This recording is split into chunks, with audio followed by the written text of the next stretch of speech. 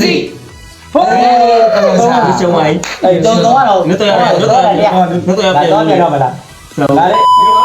နားလည်းမဟုတ်လေ ဒါလေးဟိုစစ်နေတော့တော့တော့ပါကြီးလေ ဆို စိုက်ကလုံးရဲ့ Halloween စက်ကင်ပါနော်စိုက်ကလုံး Halloween စက်ကင်ကိုဖောက်ပြရှိကွာမှာနော်စိုက်ကလုံးပြပါတကယ်ချင်းတွေကတော့စုံစမ်းစီတစားပြီးတော့အမှရှုံးတဲ့သူအရင်တွားပါမှာနော်တကယ်လို့သူကတိုးလိုက်တဲ့လူပောက်သွားမယ်ဆိုရင်ဘူးကြီးကစားလိုက်ကလည်းပြောထားရပေါ့နော်အဲကြောင့်လူပောက်မယ်ဆိုတာထိလိုက်တာ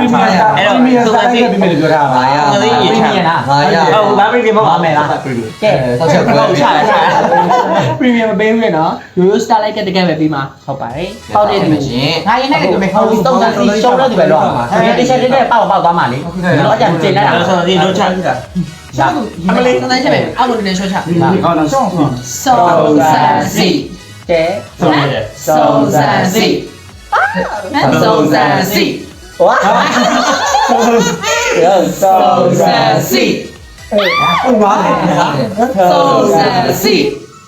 အားဆောင်း စုံစီစုံစမ်းစီ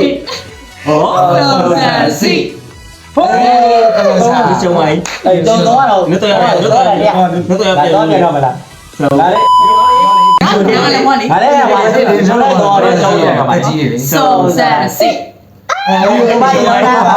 နေနိုင်ပါဘော ဒီမှာလည်းနားမှာဖြစ်ပါတယ်ရှင် ဟောင်းညတော့ ဟုတ်ပြီချုံလိုက်ပြီးချုံလိုက်ချုံလိုက်ပြီးတော့ဟာလေမတော့တော့ တယောက်ကိုတစ်ခါပဲနိုင် နိုင်ဖို့ရှိရနေဖရနိုင် အဲ့တော့ညီကနိုင်လိုက်လို့ရှိရင်ညီကတန်းပေါက်မယ်ဆိုတော့တိအဲ့တော့ ထိုင်မုန်း0နဲ့မ ဒါ ပါ ပေမဲ့ तू ပထမဆုံးချိန်ပထမဆုံးချိန်ကနေနိုင်လိုက် ဟောင်းစီတော့ အားသေးလို့ ဟိုခဏလေးမအားသေးလို့နော် ဒီခွာတော့မသိပါနော် ဒါတော့ပါ အေး ဘူးပါ ဖန်ကဲ